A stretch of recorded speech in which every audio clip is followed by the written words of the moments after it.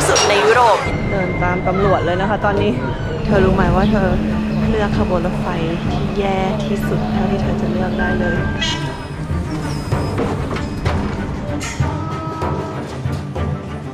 การมาที่เนี่ยก็มีความรู้สึกตุ้มๆต่อมๆเยอะอยู่เหมือนกันเราจะโดนขโมยของไหมเขาจะหลอกอะไรเราไหมเขาก็คือชาวยิปซีที่ร่ำรวยแล้วค่ะ My goodness wow it's like a palace small palace isn't it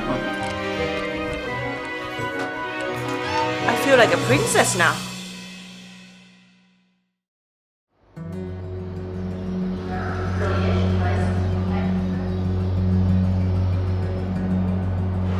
เรากำลังจะเดินทางขึ้นรถไฟไปยังตอนเหนือของประเทศโรมาเนียนะคะเพื่อไปที่เมืองเล็กๆแห่งหนึ่งที่แคว้นทรานซิลเวเนียเพื่อไปใช้ชีวิตอยู่กับกลุ่มคนที่ถือว่าถูกเกลียดแล้วก็ถูกเกลียดมากที่สุดในยุโรปอย่างชาวยิปซีค่ะเรื่องราวของชาวยิปซีจะเป็นยังไงก็เดี๋ยวเราออกเดินทางไปเรียนรู้พร้อมๆกันเลยค่ะรถไฟมาพอดีเลยไป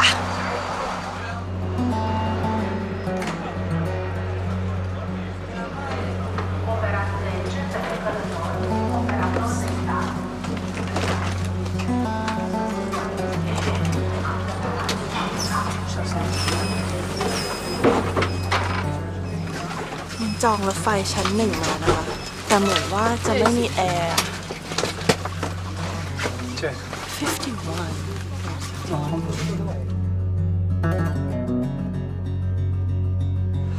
เป็นรถไฟชั้นหนึ่งที่ร้อนที่สุดที่เคยนั่งมาเหมือนเขาดับแอร์ตอนจอดอะแล้วแบบโหคุณพระเราได้ที่นั่งเรียบร้อยนะคะก็ที่นั่งก็จะแปลกๆเหมือนกันนะเป็นรถไฟชั้นหนึ่งแบบแปลกๆนะคะก็หันไปนะคะก็ตรงนั้นไม่2ที่นั่งนะแล้วก็ตรงนี้1ที่นั่งค่ะคือทางขบวนก็จะเป็นแบบ1 2 1 2แบบนี้ไปเรื่อยๆนะก็กว้างอยู่แปลกอยู่รถไฟมา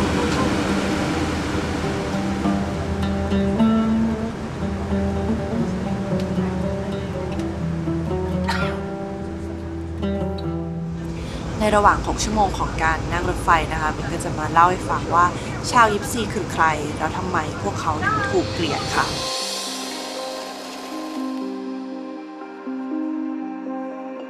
เวลาเรานึกถึงคำว่ายิปซีหรือชาวโรม่าเนี่ยนะคะเราก็จะนึกถึงขบวนคาราวานด้วยรถม้าหรือรถยนต์ที่เคลื่อนย้ายที่ไปเรื่อยๆโดยไม่มีที่อยู่อาศัยเป็นหลักแหล่งค่ะพวกเขานะคะส่วนใหญ่ก็จะเป็นผิวสีคล้ำดวงตาสีดำผมสีดำเข้มแต่งตัวด้วยเสื้อผ้าสีสันฉูดฉาดชอบร้องรำทำเพลงผู้หญิงเนี่ยก็สามารถที่จะดูไพ่ยิปซีดูลูกแก้วทำนายทายทักอนาคตหรือบางทีก็สามารถสาปแช่งได้อย่างในหนังที่ดังๆอยู่ช่วงหนึ่งเรื่อง Drag Me to Hell อะค่ะถ้าใครได้ดูก็จะเห็นหญิงชราในเรื่องเนี่ยเป็นชาวยิปซีแล้วเขาก็สาปตัวเองโดยภาพเหล่านี้ของชาวยิปซีเนี่ยนะคะถูกเล่าโดยคนนอกซึ่งบางส่วนก็จริงบ้างบางส่วนก็ไม่จริงบ้างค่ะแต่ส่วนที่จริงและที่เราเจอเองกับตัวนะก็คือคำว่ายิปซีเนี่ยจะถูกเชื่อมโยงกับความเป็นหัวขโมยเชื่อถือไม่ค่อยได้ค่ะโดยเฉพาะคนที่มาเรียนหรือมาอยู่ที่ยุโรปเนี่ยก็น่าจะเคยเจอกันอย่างมินเองเนี่ยก็เคยถูกชาวยิปซีล้อมหน้าตู้ ATM พยายามขโมยเงิน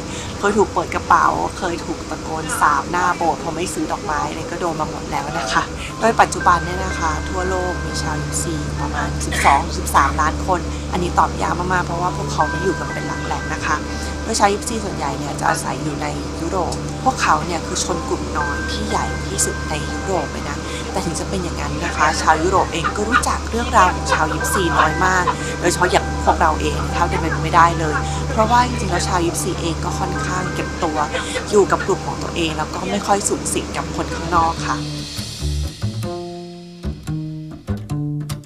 ยิปซีเนี่ยเป็นชื่อที่คนนอกเรียกเขานะคะส่วนพวกเขาจะเรียกตัวเองว่าโรม่าหรือแปลว่ามนุษย์ค่ะในสมัยก่อนเลยนะคะชาวยุโรปก็เชื่อว่าพวกยิปซีเนี่ยมาจากอียิปต์เนื่องจากผิวค้ำต่างๆแล้วก็อียิปต์หรือเปล่าอียิปต์หยิบไปหยิบมาก็กลายเป็นยิปซีค่ะใครจะไปรู้ว่าจริงๆแล้วยิปซีเนี่ยคือคนอินเดียที่อพยพหนีสงครามจากทางตอนเหนือแถวๆนั้นปัญจาบเข้ามาในยุโรปตั้งแต่1,000 กว่าปีที่แล้วค่ะแต่ แต่ด้วยหน้าตาสีผิววัฒนธรรม ศาสนาความเชื่อ การใช้สมุนไพรในการรักษาโรค หรือการใช้พลังงานในการรักษาโรคอย่างอินเดียที่ชาวยิปซีเขาใช้กันเนี่ยนะคะ ก็ทำให้คนยุโรปเนี่ยเกิดอาการหวาดกลัวขึ้นมา ความต่างนี้นะคะทำให้เมื่อเข้ามาในยุโรปได้ไม่นานก็ถูกตกเป็นเป้าของความเกลียดชังค่ะ อยากให้ลองนึกภาพนะคะตอนนั้นเนี่ยชาวยิปซีเนี่ยเขาดูดวงด้วยเนี่ยมันก็ถือว่าขัดกับหลักของศาสนาคริสต์มากๆเลยและศาสนาคริสต์ในตอนนั้นเองเนี่ยเขาก็เชื่อว่าสีขาวคือความบริสุทธิ์ความสว่างความดีในขณะที่สีดำสีคล้ำเนี่ยก็คือซาตานความไม่ดีนรกนะคะเลยลงท้ายในการที่ชาวยิปซีนะคะถูกเหยียดและถูกเกลียดอย่างรุนแรงพวกเขาเนี่ยถูกจับไปเป็นทาสลูกๆเองเนี่ยก็ถูกขโมยเอาไปอยู่กับครอบครัวผิวขาวหรือขโมยไปขายเป็นทาสชายหญิงถูกจับทำหมันและสุดท้ายก็มีการออกกฎหมายสามารถล่าราคาชาวยิปซีได้โดยได้เงินด้วยค่ะไม่น่าเชื่อนะคะว่าสวิตเซอร์แลนด์เนี่ยคือประเทศแรกนะที่ออกกฎหมายต่อต้านยิปซีค่ะในตอนนั้นหลังจากสวิตเซอร์แลนด์ออกมานะคะหลายๆประเทศเขาก็ออกกฎกันตามมาไม่ว่าจะเป็นว่าถ้าไม่ยอมทิ้งตัวตนความเป็นยิปซีนะพวกเธอจะต้องถูกประหารชีวิตและในสมัยช่วงสงครามโลกครั้งที่2เองนะคะชาวยิปซีเองก็ถูกฆ่าไปกว่าครึ่งล้านแต่ว่าก็ไม่มีใครพูดถึงเลยค่ะ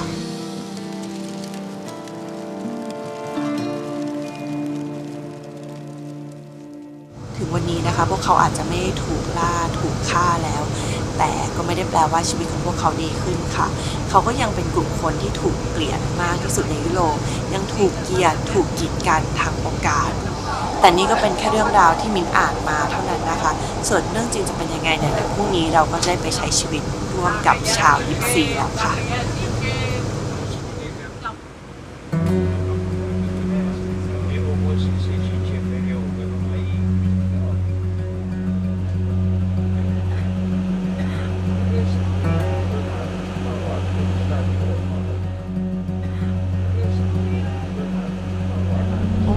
สวยเลยอยู่ที่บราซอฟนะจากบูคาเรสต์แล้วตอนนี้ต้องเปลี่ยนรถไฟไปซิกิซอร่านะคะแล้ววินก็คุยกับตำรวจซึ่งอยู่ข้างหลังนี้นะว่าใช่ขบวนนี้หรือเปล่านะคะเขาบอกว่ามันคือขบวนนี้แหละแล้วเขาก็บอกว่าเธอรู้ไหมว่าเธอเลือกขบวนรถไฟที่แย่ที่สุดเท่าที่เธอจะเลือกได้เลยเขาแบบทำไมอะมันอะไรหรอมันทำไมเขาบอกว่าเขาไม่อยากแบบเกลียดชาตินะแต่ว่านี่คือแบบจิปซีเทรนเขาก็บอกว่าเธอต้องระวังของตลอดเวลานะแบบเอาแล้วค่ะตำรวจบอกว่าเดี๋ยวเขาจะลองดูว่ามันทำอะไรได้บ้างนะแต่นี่ก็คือยิปซีเทรนในตำนานเลยค่ะโอ้สวยเลย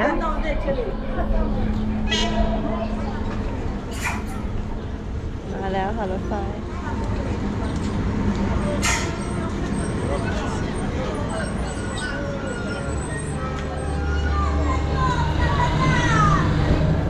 เดินตามตำรวจเลยนะคะตอนนี้เขาบอกว่ามันเป็นปัญหาของประเทศมากตอนนี้เนื่องจากว่าชาวยิปซีเขามีลูกเยอะแล้วเขาไม่ค่อยทำงานอะไรเงี้ยก็จะเป็นปัญหาหน่อยว่าแบบโอเคเขาบอกมันก็จะเป็นปัญหาขโมยขโจรอะไรเงี้ยเยอะแล้วก็คนที่นี่ก็บางคนอะอย่างเช่นเขารู้สึกว่าเหมือนถูกล้อมรอบไปด้วยชาวยิปซีไปหมดแล้วอะไรเงี้ย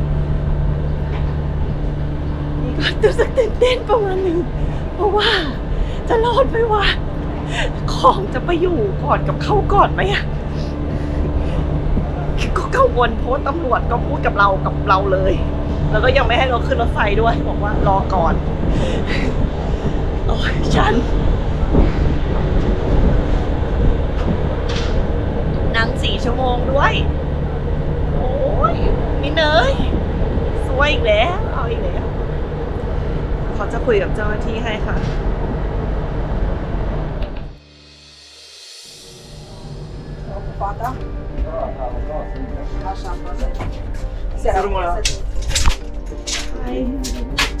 Thank you so much.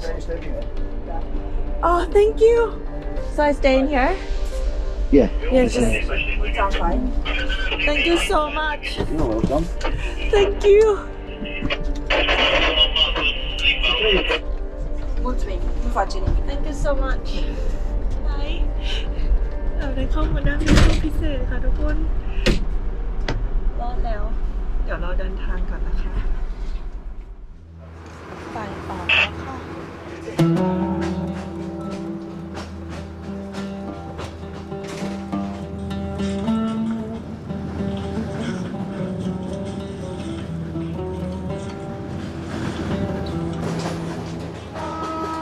ที่เรากำลังจะมุ่งหน้าไปนะคะชื่อว่าซิกิซอรานะซึ่งตั้งอยู่ในแคว้นทรานซิลเวเนียชื่อนี้หลายคนอาจจะคุ้นนะถ้าพูดถึงว่าเป็นบ้านของท่านคาวดาคูล่านะคะซึ่งก็ไม่น่าแปลกถ้าดูจากจำนวนประชากรของยิปซีที่อยู่ที่นี่นะคะซึ่งเขาก็จะเป็นเรื่องของเวทมนต์แม่มดหมอผีอะไรอย่างเงี้ยเหมือนกันเนาะภาษาของชาวจิปซีหรือโรมาเนี่ยคือโรมานีนะคะเป็นภาษาพูดที่ไม่มีตัวเขียนอะไรทั้งสิ้นเพราะฉะนั้นเรื่องราวต่างๆของพวกเขาเนี่ยก็จะถูกบอกเล่าแบบปากต่อปากหรือผ่านบทเพลงอะไรอย่างเงี้ยมากกว่าที่จะเป็นการจดบันทึกนะคะเลยเป็นสาเหตุว่าส่วนใหญ่คนก็เลยไม่ค่อยรู้เรื่องที่มาที่ไปของเขาเท่าไหร่แล้วก็ยังเรื่องการไม่มีงานทำเพราะว่าคนไม่ไว้ใจแล้วคนไม่ไว้ใจก็ไม่มีงานทำเด็กก็ต้องเรียนโรงเรียนแยกหรือถ้าเรียนโรงเรียนกับคนอื่นก็ถูกเหมือนเหยียดอะไรอย่างเงี้ยค่ะไม่รู้ว่าใครหรือไก่เกิดก่อนกันนะมันก็เลยกลายเป็นว่าปัจจุบันชาวยิปซีส่วนใหญ่ก็ไม่ได้มีงานก็คือต้องขอทานขโมยขายลูกกินก็มีอย่างเงี้ยค่ะ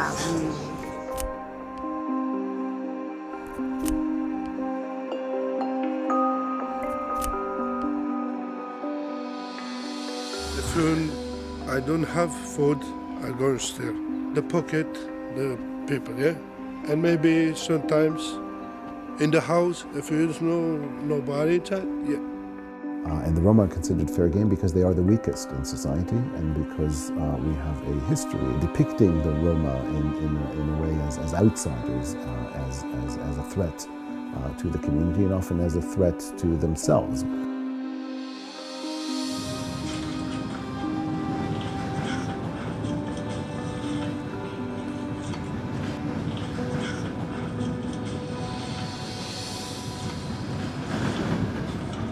ตอนนี้ก็มืดแล้วนะคะประมาณ3 ทุ่มนะคะเราจะไปถึงซิกิซอราตอนประมาณเที่ยงคืนนะคะ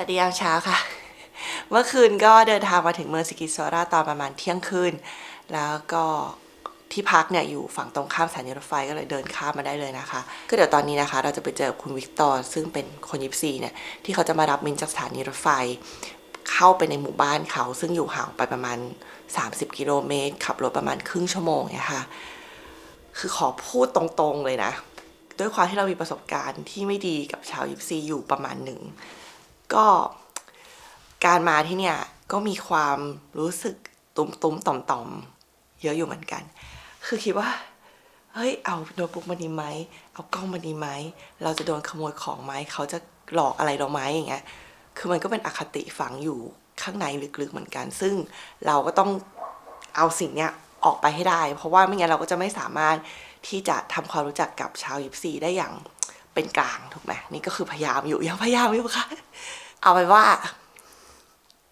ขอให้เราโชคดี เราจะไปใช้ชีวิตอยู่กับชาวยิปซีไปกันค่ะ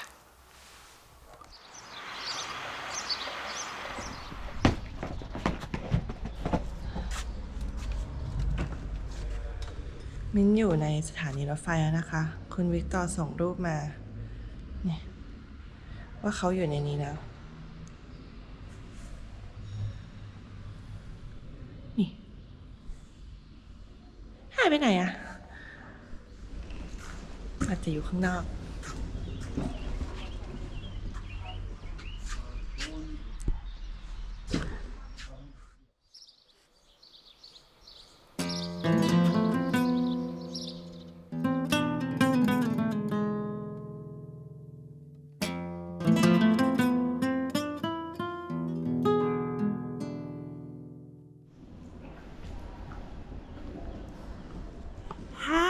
Hello, good morning. Nice to meet you. It's Eva, my wife. Stay. Eva means nice to meet you. Hello, meet.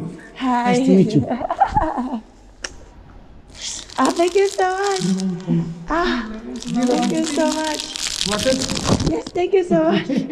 You're Victor, yeah? Yes, Victor Okay, perfect. Senior. And my son is not the one. Victor Okay. have not the one grandchild, grandnephew, not the Okay. one. Victor. Okay, Okay. perfect. Now come, go in. Thank you okay? so much. Thank you so much. น่ารักมีดอกไม้ด้วยค่ะ เดี๋ยวเราขึ้นรถไปกันค่ะ รถตู้นะคะ And the baggage. And this. Here. Yes. Here. Okay. And the baggage. Here. First time in Romania, yeah. Pusta la puta mea, trebuie să am la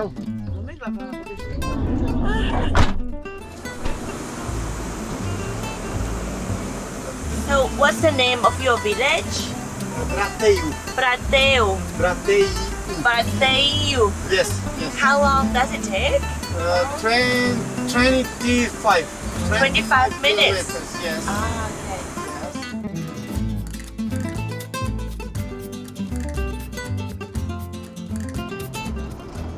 My family moved for the first time the change for the first house in 1981. Wow. Yes, for the change for the tent in the house Uh-huh. because my family live much years in the tents. 6 family. It's same for me work in the copper, brass and silver. But yes, my family, my grandfather, my father and me and my son and my wife work this job, coppersmith. Coppersmith. You still do it? Yes. Show you. They show you. Cool.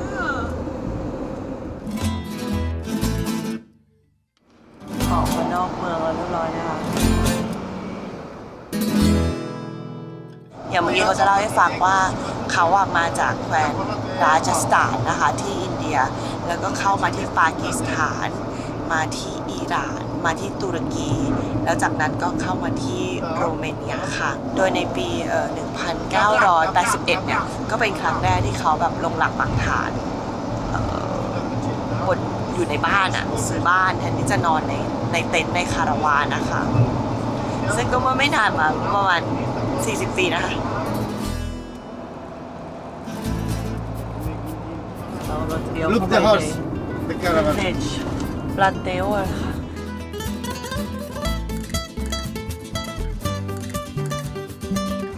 นี่ก็จะมีคนอยู่ทั้งชาวโรมาเนีย ชาวยิปซี ชาวฮังการี แล้วก็มีเยอรมัน2 ครอบครัวเนื่องจากเคยเป็นหมู่บ้านแล้วก็เป็นสันซอนนะคะ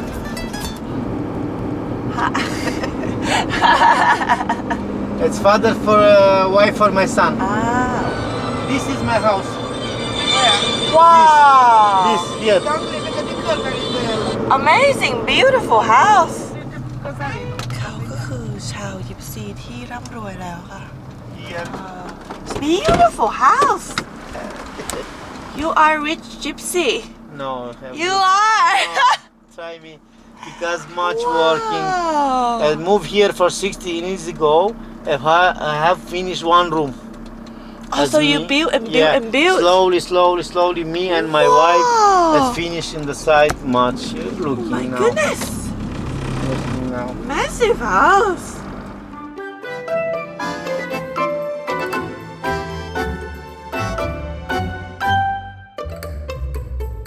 You welcome for my family. Wow Yeah. How many people live in your house? 5 people. 5 people only Oh Păi, hi Nandean, can Nandean. Păi și Andrei, lasă că mi Păi, can. You look like your dad Yeah, it's Wow Păi dacă să le găseai. Nice to meet you. I am Victor. Nice to meet you Victor Please, it's bread and the salt. Okay Decent from traditional because it's it's have one good life in future. Okay, so bread and Yeah. salt. Yes, please. Like a gypsy belief. Yeah. Zemo dicta so crega calenza, peka gena tu ko sau.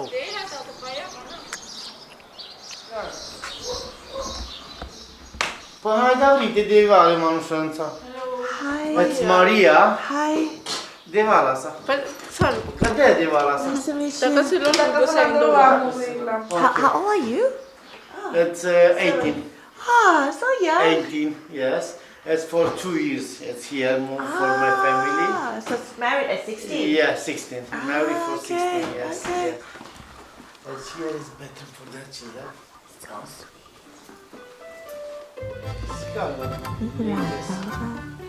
His name Moise Victor. Moises Like Victor. Moses. Yes. Yes. Moises. Moses. Moses. Oh, Shukri papu. it's okay. You're so sweet. You're so sweet. Hiya. So cute. Here is another one bathroom. Ik vond dat ik direct. This is a massive bedroom. Me and my wife sleep here. Okay. It's here. It's traditional gypsy costume. Wow, where do you get all this fabric? My wife Meg and wife for the Victor. But is this from India or the fabric? Same. It's same because it's me. My family is from India from 60 years ago. Wow, beautiful. You have time for the try and Yes. you You for try the, one. Yeah, have time. I would like to be a gypsy for a day. Okay, you have time. And this is in the front one. Beautiful. And tomorrow one day. This is your room. Oh, it's my room? Yes. Wow. Yeah. Beautiful. Yeah. นี่คือห้องนอนมิ้นท์ค่ะทุกคน I feel like a princess now.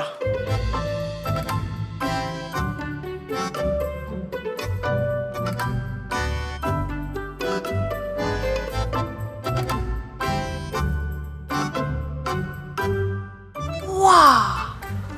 Beautiful. It's here.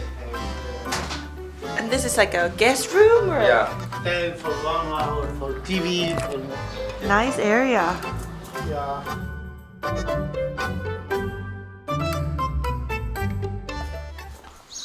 Room after room after room. Okay, this is another room. Yeah. For the kitchen. Another baby. No, this is. Oh, there's a baby. There's a baby. I'm so confused. Che posso detto devo? Then I can say here functional for the water Okay. and for the douche. Maybe it's maybe better there. good here for the washing everything here. Yeah. Here for the cooking. Ah, okay. here for ladies. Here's for lady. Outside is for men. For work. Approve, approve, approve.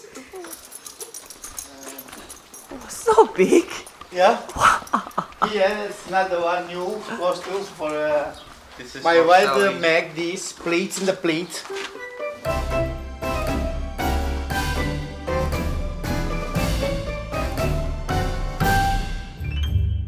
How old are you? 142. Oh, still so young. Oh, you Have want a 3 lot. children, 2 Wow. daughter, 1 boy. Have 3 grandson. Having my children is married. What a rich life. I mean, rich in terms like you have so Yeah, many because kids. it's rich, grandson, yes. Because you know, my like- grandson, my have family, have grandson. For this, God, it's for me, it's everything.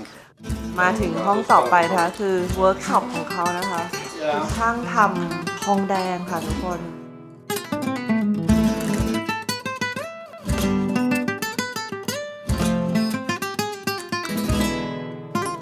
พ่อเขานะคะแล้วนี่ก็คือเขาค่ะอ่ะในระหว่างที่มิ้นถ่ายอยู่ เปิดอีกประตูละ It's 3,000 meters. Square meters of land. For the land.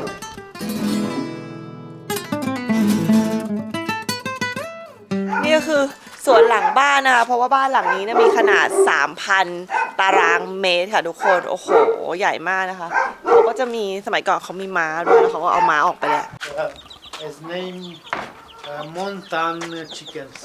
Mountain chicken Here for 4 years ago have pigs. เขาขายม้าทำครัว ขายหมูซื้อหมา คนจริง มาค่ะ No. ฮัลโหลค่ะ Thank you for the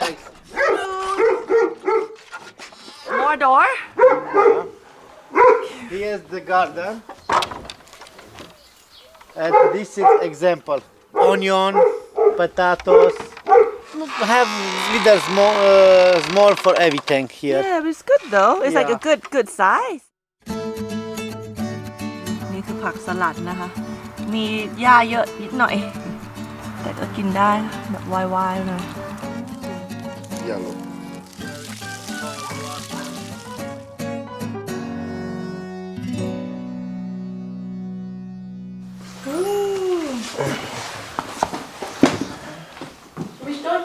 Beschließen du schon ein bisschen Jakob.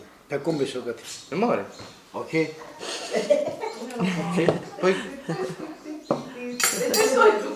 Bun. Change now. Normally your wife sit there. Okay.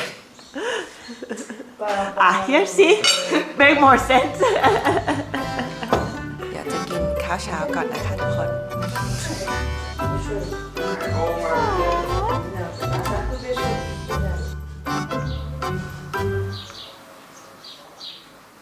เดี๋ยวตอนนี้เราจะไปดูคุณวิกตอร์เขาเตรียมเวิร์กช็อปกับนักท่องเที่ยวนะคะ เพราะว่าเดี๋ยวจะมีนักท่องเที่ยวมาเยี่ยมชมวิธีการทำเครื่องทองแดงนะคะ หรือคอปเปอร์คุณวิกตอร์เนี่ยอาชีพของเขาคือทำเครื่องทองแดงค่ะเขาเรียกว่าไม่ใช่แค่อาชีพแต่เป็นแคลนหรือเป็นเหมือนครอบครัวในยิปซีเนี่ยนะคะเขาก็จะแบ่งเป็นแคลนต่างๆนะแต่ละแคลนก็จะมีอาชีพมีวิธีการอะไรของตัวอย่างเกเบอร์อย่างของเขาเป็นลืมชื่อยากคอปเปอร์อะไรประมาณเนี้ยค่ะและแต่ละแคลนเนี่ยนะก็จะอยู่กันเป็นกลุ่มเดียวกันกลุ่มก้อนเดียวกันไม่แต่งงานข้างนอกด้วยนะถ้าแต่งงานนอกแคลนเมื่อไหร่ก็คือบายบายถูกขับออกจากชุมชนค่ะแล้วเมื่อกี้ก็ได้คุยกับคุณวิกตอร์อีกคนนึงคือลูกของเขาเนี่ยนะคะทุกคนวิกตอร์หมดเลยบอกว่าตอนนี้ในหมู่บ้านเนี้ยชาวยิปซีไม่มีคำว่าโนแมดแล้วนะไม่มีแล้วก็คือหลังจากสงครามโลกที่2ที่เกิดโฮโลคอสต์ใช้คำว่าโฮโลคอสต์เนี่ยชาวยิปซีที่นี่แล้วก็ที่ทรานซิลเวเนียเนี่ยก็ย้ายกลับเข้ามานะคะแล้วก็ชาวเชสโกเนี่ยซึ่งเป็นเหมือนนะผู้ปกครองประเทศโรมาเนียในช่วงคอมมิวนิสต์เนี่ยก็บอกว่าเฮ้ยเธอจะมาได้ร้อนไม่ได้อีกแล้วห้ามได้ร้อนต้องลงหลักปักฐานแล้วก็ต้องมีงานทำจะมาแบบปั๊บอย่างนี้ไม่ได้นั่นก็เลยเป็นสาเหตุว่าทำไมชาวยิปซีที่โรมาเนียนะคะส่วนใหญ่ก็จะต้องลงหลักปักฐานไม่ย้ายไปไหนแล้วก็ต้องหางานทำค่ะ Welcome for one family gypsy coppersmith. How do you Yes. say it the coppersmith the what's the name of the clan Calderad. Calderas Calderad. uh-huh It's traditional. My grand family work also this job, this work. This is document legal for the authorization for the craftsman. yeah Yes. That's here is my name. wow That's one license, European license. Craftsman license เนี่ย Yeah. เขาได้รับ Craftsman license ของ European นะคะ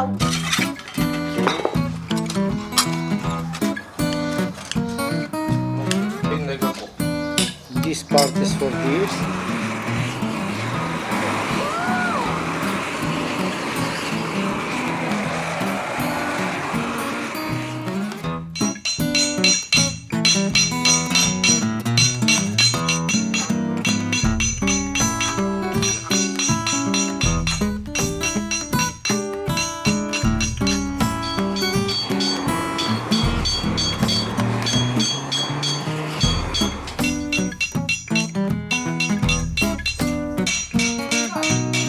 ในนี้จะมีน้ำส้มสายชูแล้วก็เกลือนะคะ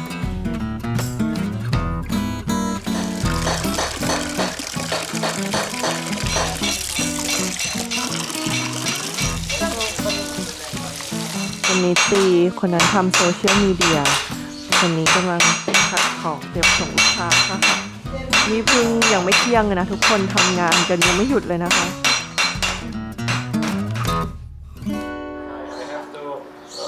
He will come on นักท่องเที่ยวมา 20 ship it to United States. Yes. นี่นะคือสิ่งที่เรียกว่า Gypsy Lighter ค่ะ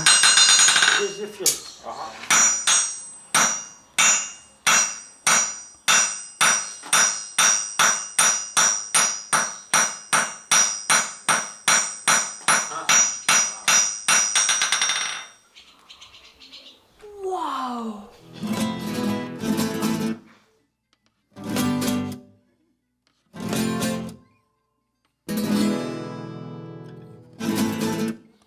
ารักมากเลยนะคะ เอาไว้สำหรับทำโพสเองนะคะ so cute ดูนะคะ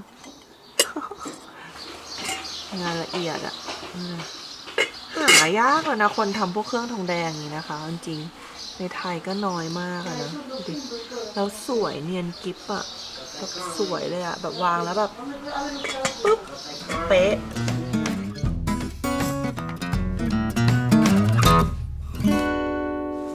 ถึงเวลาอาหารกลางวันอีกแล้วค่ะ อันนี้คือมาเรียนะคะ ลูกสาวอีกคนหนึ่งของคุณพี่โจทย์ค่ะ ฮัลโหล นี่คือลูกนะคะ ลูกของมาเรียค่ะ มาโก Per salut, Marco. Scandalul ce șopru cu sau, în înțeles de haine mult asta. Look. Yay!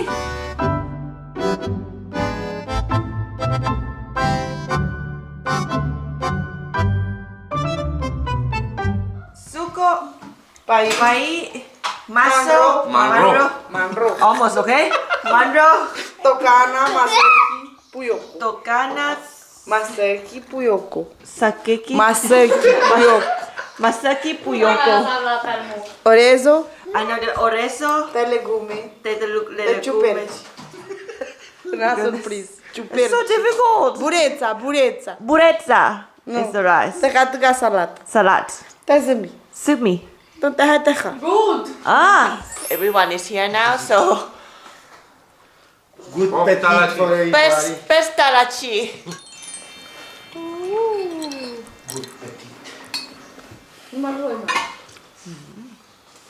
Soup อร่อยมากเลยอะ How to say delicious? Lascio. Lascio. Lascio. Lascio.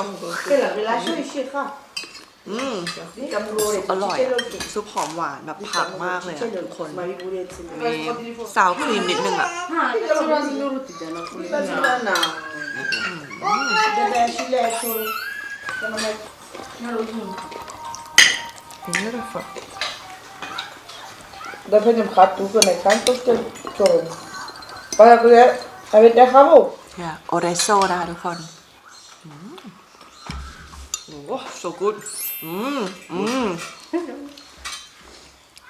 ว้าว so nice oh. A good master chef. It's Look, for the good master. Tocana Yeah. cute นี่นะคะไก่ค่ะอร่อยจัดเลยมันมีกลิ่นเหมือนน้ำมันพริกอะค่ะแล้วมันเป็นกลิ่นที่หอมมากเลยอะอร่อยมากค่ะ How many kids do you have? One. How many do you want? No. You don't want them more. Just one? Just one, yeah, is enough. Maybe you have a boy first time, you stop. Stop in the child. But you have a girl, you need more for making a boy. It's one tradition. I thought like Romani have lots of kids. For 10 years ago, for 20 years ago, yes, much children. Now, it's very difficult for the construction, one house for one children. You help you for one house, one car, little bit money is very hard for the parents. Yeah. Hey, so I would love to be a Romani kid so I get house and car from my parents. It's, this is for this ranch, for the coppersmith. For the coppersmith, okay. For another one caste, it's not important. Tărmite, 10 children, 12 children, 15 children have give money for the street, For the Maier. government, for For the the... start. Oh, so the government gives Yeah. the the money. government yeah, money. yeah. It's no work, nothing, food good. Yeah. Food good, house good, sleep good. No work. Is there any clan that you have to avoid? This is different gypsy because no work is very difficult man. Because Oh, this is stealing. yes, Yeah. I know this one. Stealing. yeah. 60 years ago, have not the one house, small house for the live my parents, my grandfather. 1981, my father sell this house because have little bit problem for the neighbor. Ah, okay. with the Yeah, it's different cost. For the Make the film or go washing machine. what? Yes, yes, Still washing machine? yes. Try me. Trust me. Try me. Going for my father and every family for one market for 3 days and closing the door. Thing. Washing machine is outside. Outside. It's Outside. broke the Door? door. Everything in the side. And so washing machine. And so this. And so this. I'm and glad so this. to come back with no food. I Everything. cannot eat. And TV. And TV. TV. In the Today. เราจะมาหัดการเต้นแบบชาวยิปซีกันค่ะซื้อค่ะ I'm like a butterfly นะ ว้าว No, look, this and look. สตูเนื้อกลางลานบ้านอะ God bless you. 11 o'clock in Swedish. like midnight dinner โอ้โห ดูสิคะอื้อหือควันเข้ากล้องแล้วค่ะ Чипаки, ну что ชอบแบบร้านอาหารอายอะ You like? Yeah. I love it ว้าว